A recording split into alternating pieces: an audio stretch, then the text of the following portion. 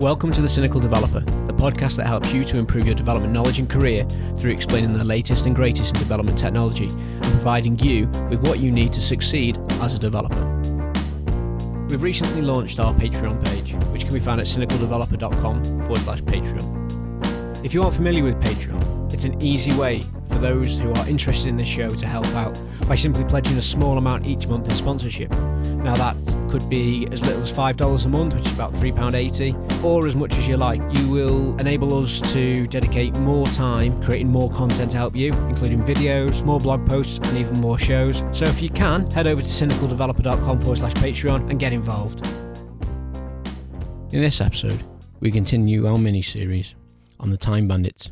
Who are the Time Bandits? They're the thieves in our day-to-day lives that are stealing our time, stopping you from being productive and reaching your targets and goals. This mini-series started back on episode 67 with a look into the ringleader of the Time Bandits, Much WIP, or Work in Progress. If you haven't listened to that episode, then stop listening to this one right now and go and listen to that one first. So, if you have listened to it, let's carry on. There are many different Time Bandits, and we're going to be focusing on the 5 ringleaders, which are too much work in progress, conflicting priorities, unplanned work, neglected work, and unknown dependencies. We've already covered too much WIP, conflicting priorities, and in this episode we're going to be looking at unplanned work. So what is unplanned work? Unplanned work, also known as hidden or invisible work, is a silent and deadly killer in almost all organisations. It's the assassin of the bandits. It creeps up on you, slashes holes in your productivity, or comes running at you from a dark corner of the room while yelling and wielding its sword, ready to ruin your day. But in all seriousness, unplanned work is anything that you must do that wasn't scheduled or isn't directly attributable to a project or a change request or a ticket, whatever you use to work to. It's an interruption to your daily work for some emergency, such as live system failures, bugs found in live, a meeting for a new project that's come up which is non-critical and doesn't need you to attend, but you've been told that you must attend by your team leader or the leader of the project. Once you know about unplanned work, you'll suddenly start seeing it all over the office. Almost everyone in your office is probably fighting a version of unplanned work. Sometimes they're tiny little ninjas, and other times they appear as giant armies of shoguns. But no matter what form they take, they're devastating to your daily quests and your productivity. So how do you know when you're dealing with unplanned work? So indicators of unplanned work, unfortunately, aren't that great, and unplanned work can't be preempted as such. So when you see them, it's often too late, but understanding that you're facing unplanned work at the point that it's happening is one of your best options. And phrases you'll hear around the offices that are indicators of unplanned work, at least about to pounce on you, is, "We have a bug in live and customer X can't edit Y in their account. Hey, do you have 10 minutes to chat about the paint that we want to use to paint the new office walls with? Ding, ding, ding. You were mentioned in a Slack channel named Random Stuff Not to Do with Work. Quick, get over there and waste the next 45 minutes talking about utter rubbish." So there are things that you can do to minimise the appearances of unplanned work, and we'll talk about those now. So how do you deal with unplanned work and how can you stop it? Well, we've already established that dealing with unplanned work is hard. You just have to get on with it and do it. But the best offence is a good defence. I'm not sure that's the right way around for that saying, but hey-ho. What I mean is that you should practice good working behaviours, and that will reduce unplanned work. Now, we can start by putting in place our defensive strategies, and we can do that by following some of the following, which are write code tests to test your code.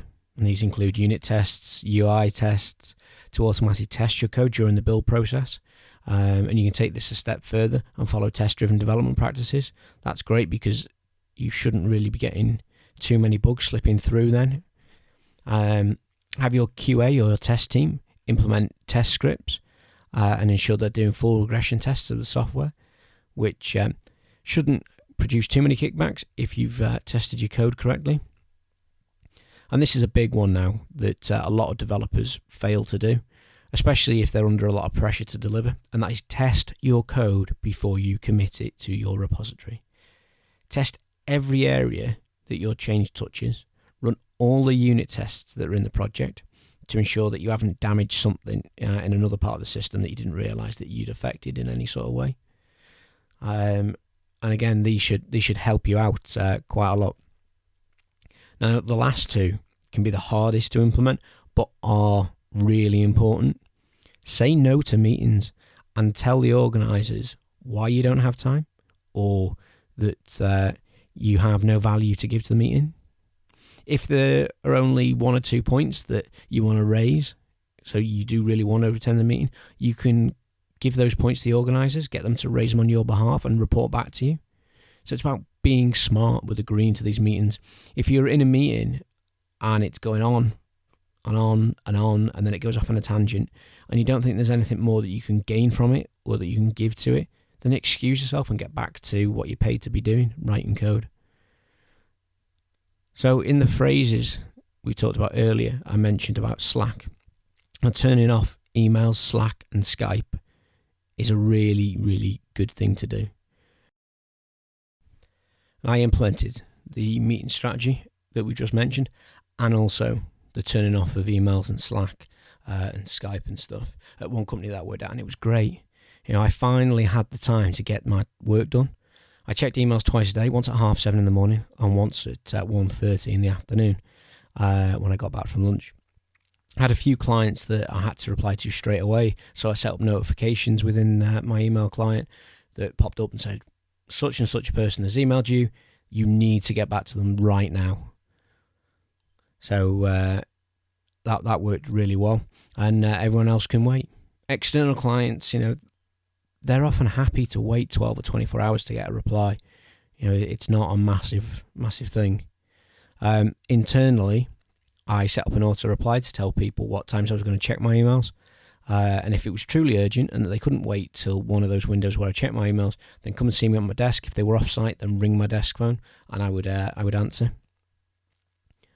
Now, the above methods are tried and tested. And they work to battle some of these ninja assassins that we're dealing with called Unplanned Work. But like any good ninja, it's almost impossible to completely defeat them. And it's all about managing that ninja until you can see your chance to escape. And when that escape route shows up, then make sure you head for it. Get out that door. Get under that bush. Get away from it.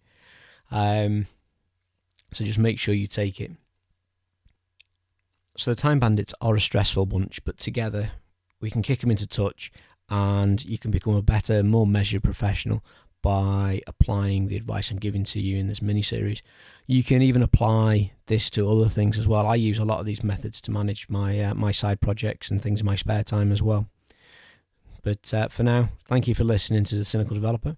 I'm James Stoddart, and this was Unplanned Work in the Time Bandits mini-series. If you have any questions about this or any other episode, then drop us an email, a tweet, or leave a comment on the website where you can find all the resource links, show notes for each episode. And if you enjoy this episode, please leave a review on your favourite podcast platform, iTunes, Stitcher, whatever it is, and help The Cynical Developer to reach more developers around the globe.